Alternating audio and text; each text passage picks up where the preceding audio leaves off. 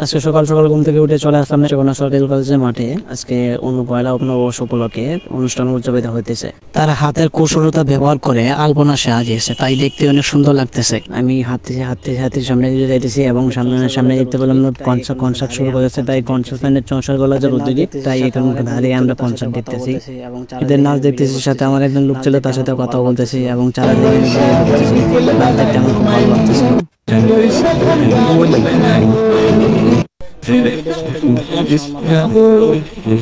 আমার ভিডিও করে দেখে আমার বন্ধু আমার মাথা হাত দিয়ে দিল, বলতেছে এ কি করতেছে, চারদিকে শুধু ওয়াও ওয়াও, আর চারদিকে শুধু ভিডিও করতেছে।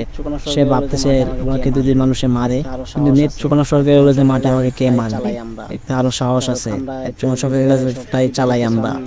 যাই হোক, আমরা একটু ঘুরে গেলে সব ভিডিও দেখতেছিলাম, অনেক সুন্দর করে আলপনা গেছে। তারা এই আলপনা গুলো দেখতেছিলাম না, এখন আর এইভাবে ভালো লাগতেছে না। এখন একটু ড্রোন সিস্টেমে একটু সকলে ভিডিও করবো, দেখি ড্রোন দিয়ে ভিডিও করে দেখতেছি একটু কোন দিক দিয়ে মেয়ের সংখ্যা বেশি আছে। আর একটি মেয়ে হেঁটে যাচ্ছে, তার আমাকে খুব ভালো লেগেছিল, কিন্তু সেই দিকে আমার ড্রোনের দিকে চাইতেছিল না।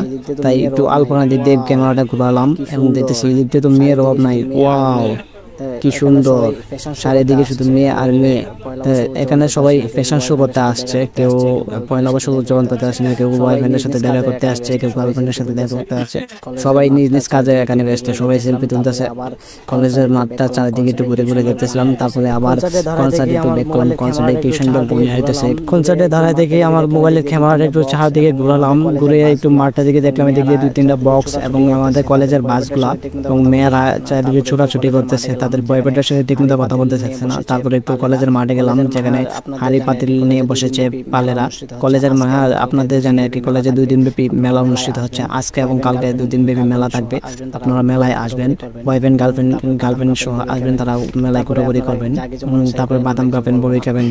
তারপরে আপনারা যা কিছু মনে চাই করেন, আমরা কিছু বলবো না।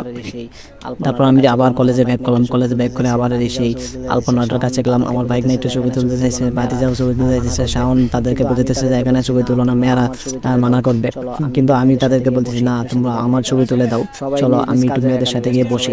তারপর আবার কনসার্টে ব্যাক করলাম, গান শুনতে এসে কিন্তু গান শুনতে এসেও আমার কেন জানি গান ভালো লাগতেছে না, তাই বাড়ি চলে যাবো।